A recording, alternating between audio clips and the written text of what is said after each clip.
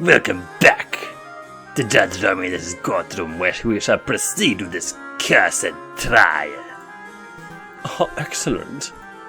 Now, Your Majesty, could you tell us your activities on the day of the murder? My activities? Well, I started a day of tea and toast, as I normally do. I was dressed in my PJs at the time. I think you can skip ahead a little, perhaps to your arrival at the Louvre. Oh, right, of course. Well, my entourage and I entered through the Louvre south entrance around 9 o'clock. We passed through the Salle du Tibre with little fanfare. At the Grand Gallery, I unveiled the new painting and gave a short speech to inspire the citizens who attended. That's when I was approached by a man claiming to be the Prince of Spain. He presented a rose which was taken by Major Howell, and well, I think you know the rest. Indeed we do, Your Majesty. Mesdames and Messieurs of the court, what we have here is another testimony that establishes Prince Juan's guilt. And this is no ordinary testimony. It is a testimony of perhaps the most trustworthy man in all of France. Oh, you flatter me, prosecutor. But I am the trustworthiest in all the kingdom, aren't I? I have no doubts, Your Majesty. Nonetheless, I would like to perform a cross-examination. How dare you doubt the king? The utter nerve! Oh, calm yourself, Judge. I have no qualms with standard legal procedure. Defense, please proceed. I want to see your best courtroom drama material. Select a statement to question. Pass through Salle du Tibre with little fanfare. Salle du Tibre is where I found the chocolate wrapper, right? Yeah, it was found in Salle du Tibre. Yeah. That must be the weak point. Your Majesty, you say that you passed through the Salle du Tibre uneventfully. Yeah, indeed. And we stopped to look at the paintings and then moved on to the Grand Gallery. What did you see in the Salle du Tibre? Can you elaborate what I just said? What did I see? Well, Roman stuff, mostly. I mean, aside from the Roman artifacts, for example, did you talk to someone in the room who wasn't a member of your entourage? You're hitching, JJ. The king has already testified that he passed through without encountering anything of interest. I want the king to elaborate! I have a reason to believe this was a key moment on the day of the murder. I want the king to elaborate on exactly what and who he saw. Then I suppose you'll have to proceed, Your Majesty. All right, let me think. So there was this giant doorstop, and there was that copper urn thing. Oh, there was something else, now that you ask. I was offered a box of chocolates by some peasant mademoiselle. I don't have much of a sweet tooth, but Major Howell was keen to accept a chocolate or two on my behalf. What? Oh, did I say something startling, prosecutor? No, I'm mixing up everyone's voices. Oh, please continue, Your Majesty. I think the prosecution is startled because it came to the same realization that I was not spouting drivel in the previous trial session. Well, that's debatable. To cut a long story short, Your Majesty, this mademoiselle may hold some relevance to the case at hand. Could you describe her? Really? She's relevant? Well, let me think. I didn't get a good look at her face, but she was a sorry-looking swan. Probably in her late teens or early 20s. A young, sorry-looking swan, you say? I don't suppose her name was... Dubique? Swanson? Mademoiselle Signy? Signy? Oh, that sounds familiar. Yes, I think that was it. She was called Mademoiselle Signy. I see. Well, this is undoubtedly significant. Mademoiselle Signy gave chocolates to Major Howell minutes before he died. Now, just 1 minute. I can see what you're alluding to, JJ. You're suggesting the gifted chocolates killed the Major. But that line of reasoning holds no weight because the evidence is circumstantial. Circumstantial, my tail feathers! The king just testified that Major Howell ate chocolates! Yes, that much is no longer in dispute, but you have still not proved that the chocolates were poisoned. Without that, we must assume that the sword is merely offering a gift rather than speculating that she is a murderer.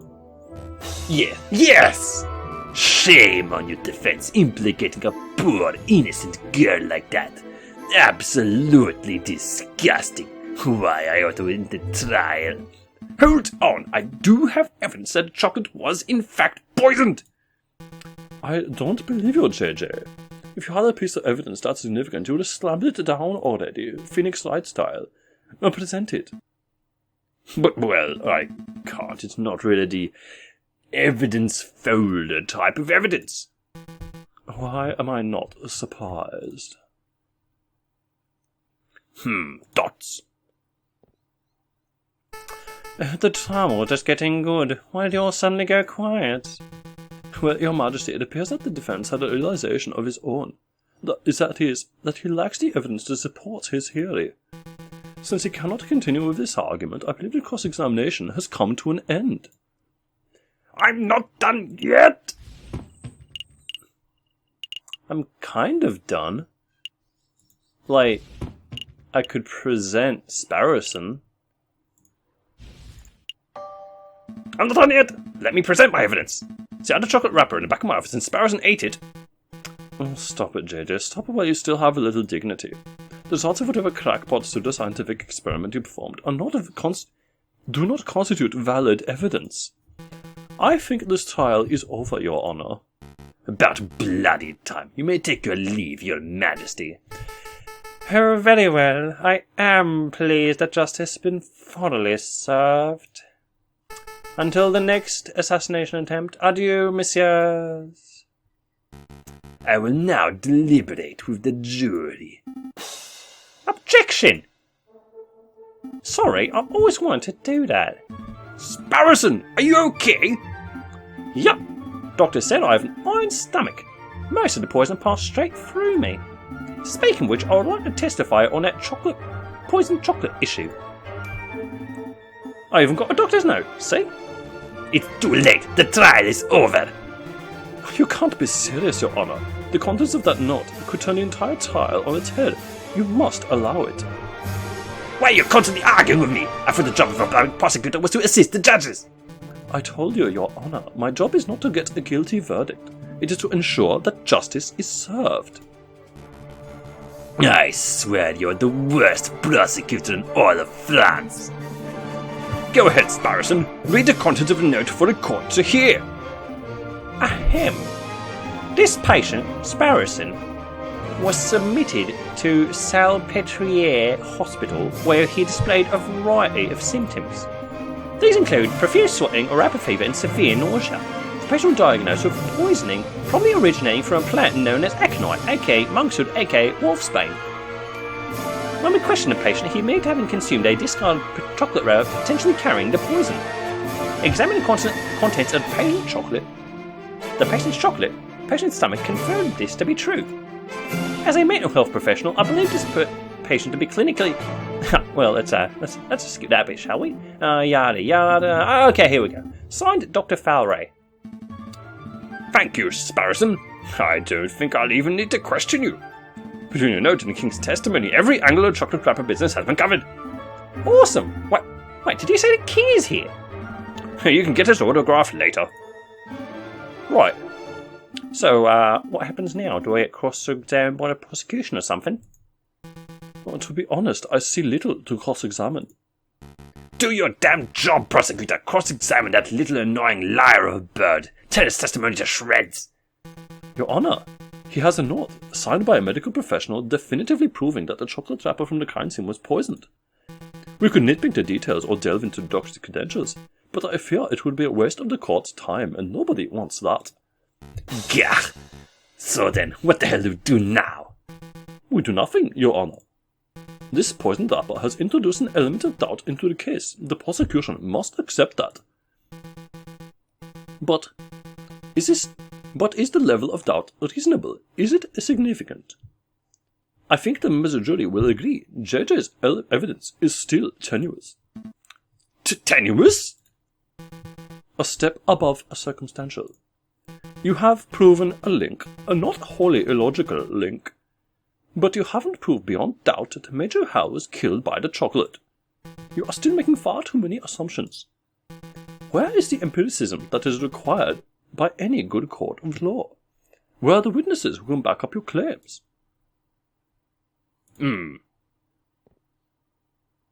Oh yeah, I brought along a witness. Maybe she can help. Oh, hello. You!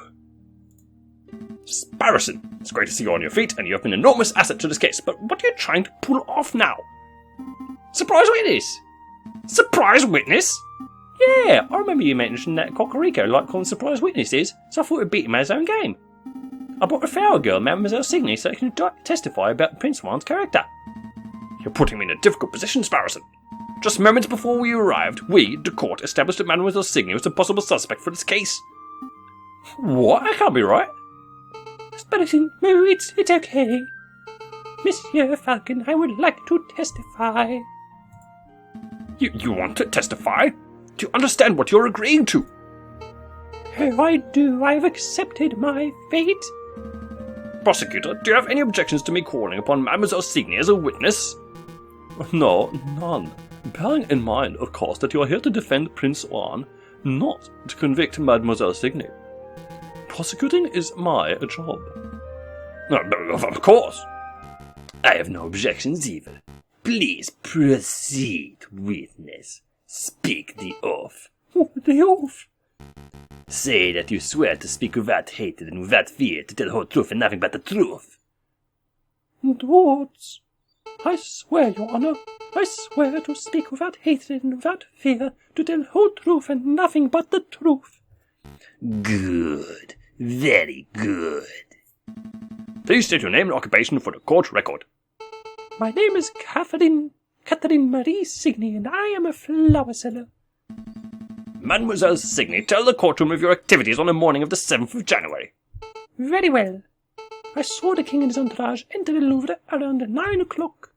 I followed. When they came to a stop in the Salle du Table, I offered forward and... I stepped forward and offered the king a chocolate. He refused, but a guard, a big dog by the name of Major Hal, was happy to oblige. The guard died because I personally had previously added poison to the chocolates. No, that can't be right. I used poison derived from monkswood, a notoriously dangerous plant. As a flower seller, it was simple to acquire. Why did you do it, mademoiselle? Why? Monsieur, people have tried to kill the king before, and people will try again. He's a vile man with no respect or love for the people who suffer under him. I did it to better the French people. I don't believe that at all. Falcon, say something. Mademoiselle, are you being coerced or threatened? Speak freely. No, monsieur, I'm confessing out of my own volition. It is my guilt. It is my guilt, and nobody else's. Dots! Oh, yeah.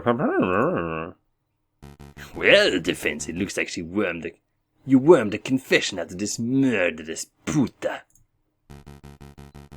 I suppose that gets your client, Prince Juan, completely off the hook. Lucky you. So, shall we wrap this court session up? No! Not yet! I have further questions for the witness, Your Honor. Further questions to what end? You've already proved your client's innocence. I wish to uncover the truth. You aren't here to uncover the truth. You're here to defend Prince Juan, and you've done that with a job. Done that job with a disgusting level of diligence. Nonetheless, I believe Mademoiselle has omitted something of huge importance. I wish to question her further. Something of huge importance? I won't allow it. Fine. Can I at least show something to the witness?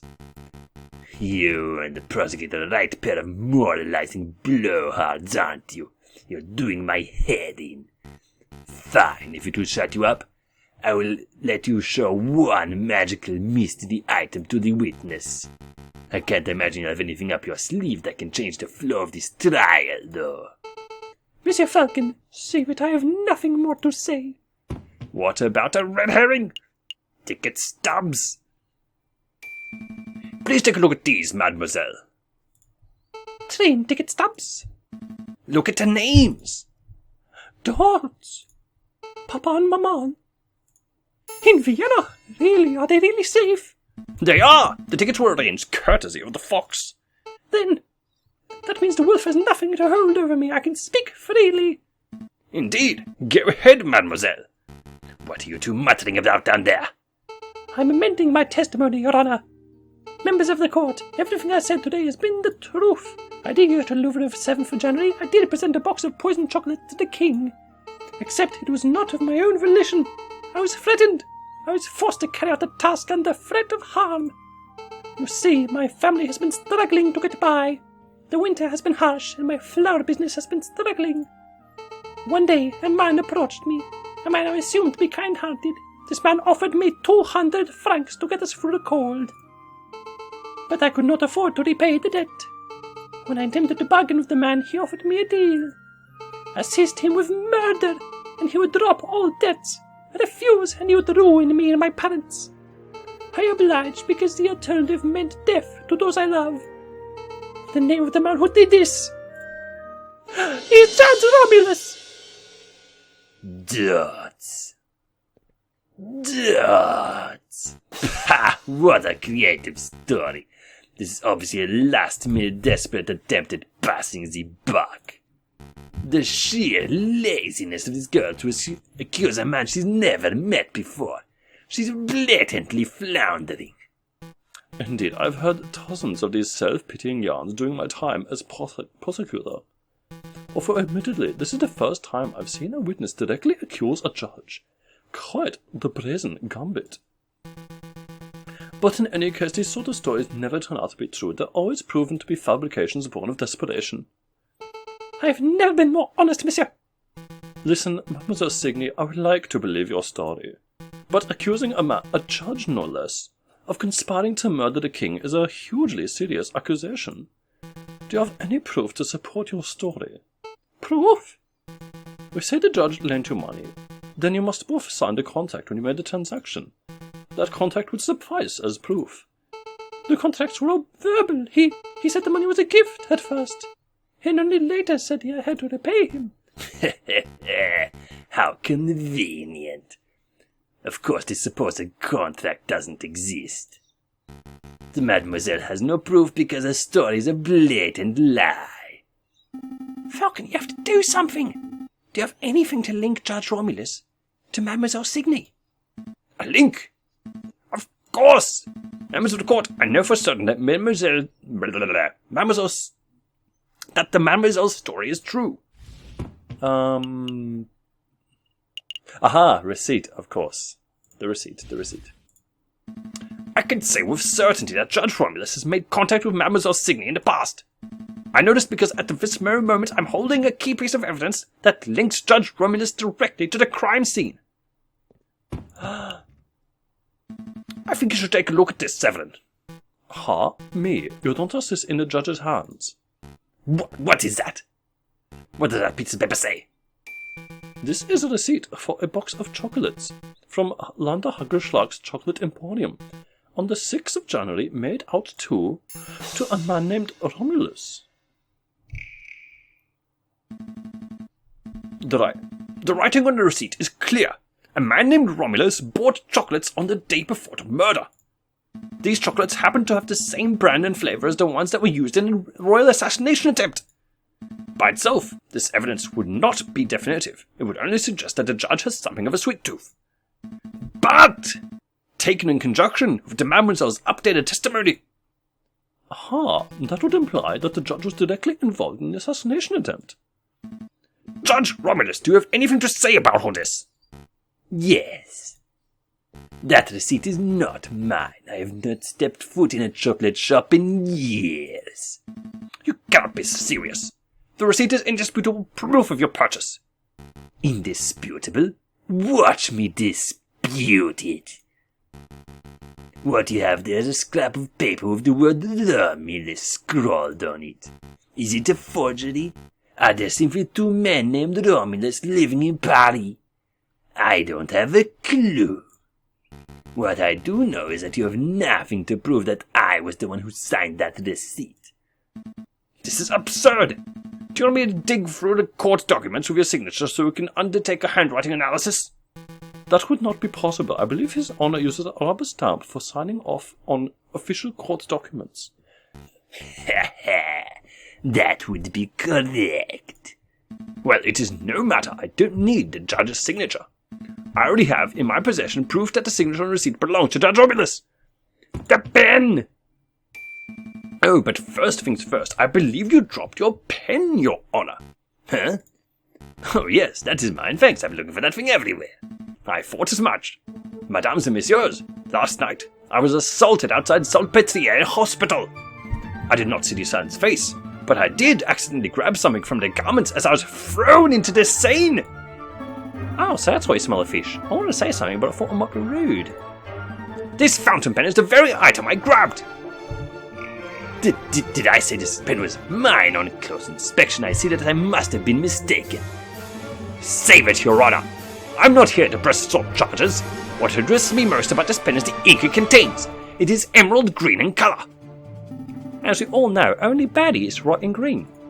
Well, yes, but more importantly, it's a rare and unusual choice of ink colour. I would venture that only a dozen people in all of Paris are arrogant enough to write in green. And I would venture that only one of those arrogant people is named Romulus. So Judge Romulus lacks respect for classic penmanship. What of it? Take another look at the current chocolate receipt, Severin. That receipt was signed with emerald green ink. It certainly is quite a coincidence. No, there's no more room for a coincidence. There is no more doubt.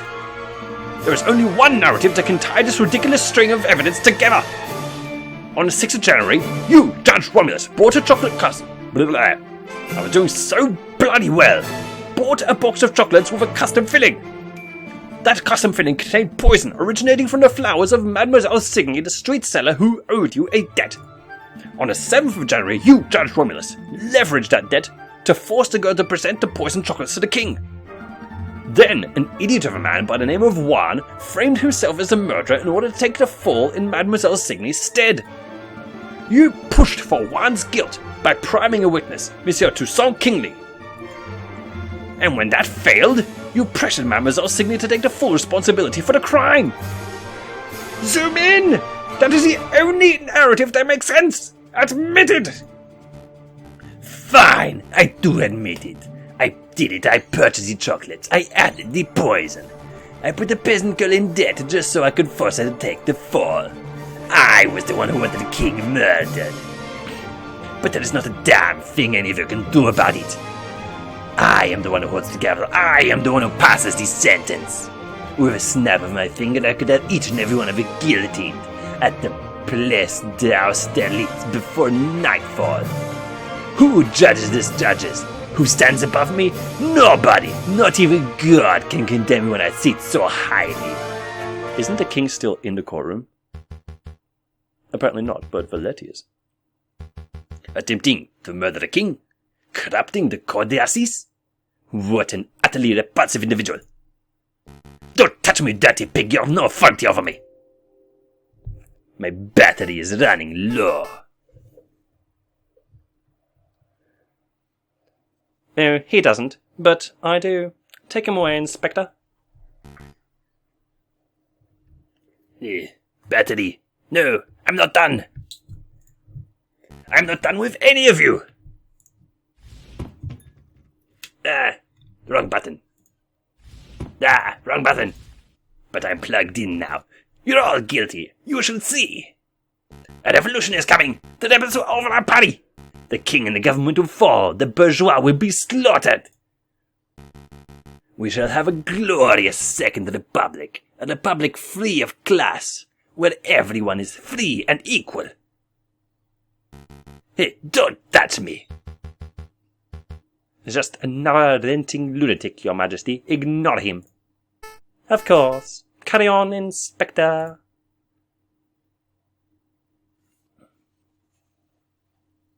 Dots. Oh, dots.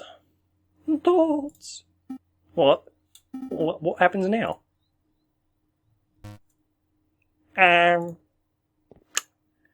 I guess I'm supposed to take over the present that is duties. Well, given the surprising series of revelations that just took place, we believe the results are clear. We find the defendant, Prince Juan Querido, to be cleared of all charges. We therefore find the defendant not guilty. Not guilty! What? What happens to me now? Mademoiselle, it is clear that you are coerced. However, you still played a significant role in the king's assassination attempt. By all rights, you must be tried for your crimes. Oh, I see. I cannot argue. But as it happens, due process was not followed during this trial session. Judge Romulus thoroughly disrupted the proceedings. Consequently, I believe that most of the testimonies given during this trial session would not be seen as valid in the court of law. What does that mean? He's saying you're free to go. Correct. As a prosecutor, I see no crime to prosecute. Oh, really? Thank you so much, monsieur. And thank you, messieurs. Without your help and assurances, I don't know where I'd be right now. So, are my parents really in Vienna? I think so, but you'd have to ask the Fox for details. I don't know exactly what he arranged. Although now that Judge Romulus poses no threat, I suppose your parents would be free to move back to Paris. Actually, I may follow them to Vienna. You need a holiday after all this drama, eh? Well, yes, but I also want to get away from here before the fighting starts. You mean the revolution Judge Romulus mentioned? He doesn't seem mentally stable. Pay him no mind. It's not just him, monsieur. In the streets, everyone talks of an uprising. If you were smart, you would get out of here too. Thanks for the concern, mademoiselle. But we are far from smart, so we are staying put. I see. Well, good luck, messieurs, and farewell. Maybe we can meet again when this is all blown over. Wait, mademoiselle, don't you want to have a quick celebratory drink? Oh, she's gone. So I guess it's just you, me, and the Fox, right, Falcon? That sounds good, Sparrowston. Take Prince Juan back to the Avery office. We need to sort out some paperwork with Severin. Okie dokie. I suppose the congratulations are in order. Uncovering the truth in the way that you did, it was quite a feat. Everything went far better than I could have hoped, but it surprised me at the end with that little lie of yours.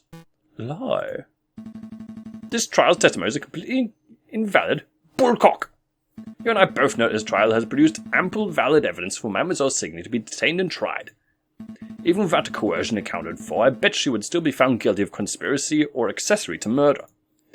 So why are you holding back? Aha. You know, maybe 5 years ago, I probably would have prosecuted Mademoiselle Signy. When I was fresh out of law school, I thought my role as a prosecutor was to condemn every potential criminal that came my way. I thought, if the guilty person ends up behind bars or on the hanging dock, then justice has been served. But as I gained experience, I started noticing the details. The details?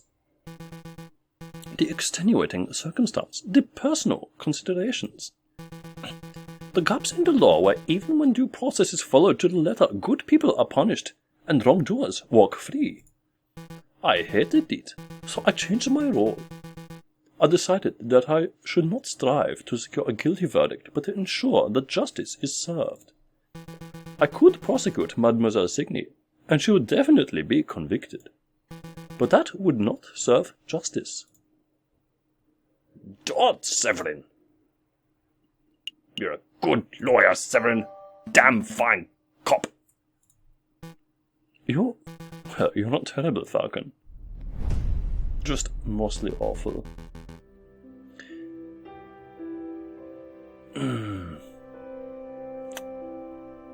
I must congratulate you, Senor Falcon and Senor Sparrowson. What am I doing, still using that old accent? I of course meant, congratulations, Monsieur Falcon, Monsieur Sparrowson. Oh, it's no big deal, we're just doing our jobs. No. Your job ended when you proved my innocence. Everything after that was going above and beyond your duties. Of course, I was counting on you to do so. Lesser Royal will surely have stumbled or caved in. Oh, but before I forget, your payment. More than 40. 40. Thank you, Monsieur Vulp. This has been a strange case, but I'm glad the truth came to light and I made 40 bloody francs. I'll see you out. Wait, Monsieur Vulp, before you go, there's someone that's been bothering me. Why did he come to us in the first place? Surely there are much more reputable lawyers out there who could have done a better job. Oh, more reputable than the falcon that stands before me. Yeah. Falcon's got a sucky track record. True, he does have a mixed record, but his family name is hugely respected in the lawyering world. This guy sounds like a higher-pitched Judge Romulus, but luckily his voice is much less grating on my throat. I need a drink of water. I chose Monsieur Falcon as my lawyer for that reason alone. Huh? Really? I've never heard of another lawyer named Falcon. Let's not go down this road, Monsieur Vulp. I don't go by my old name for a reason. That is fair. But we shouldn't be fixated on the past, should we? After all, it's already been and gone. The future is where our potential lies. That's what we should be paying attention to. A storm is approaching fast. You mean a revolution that the crooked judge mentioned? Indeed. I dare say that the wolf is right. A rebellion is coming, one way or the other. Listen, Monsieur Falcon. You probably have a surge of work over the coming days. If you want me to dig up dirt on anyone, please feel free to drop by my office at any time. Dig up the dirt? I am a private investigator. It's what I do. Well, bear it in mind. Thank you, Monsieur Vulp. Good day, messieurs. I'm going to get a drink. Seriously, Falcon? What? I was just going to ask if you wanted tea or coffee.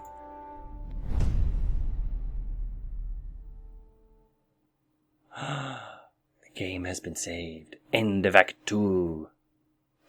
And the revolution is coming, my brothers. And now I really need a drink.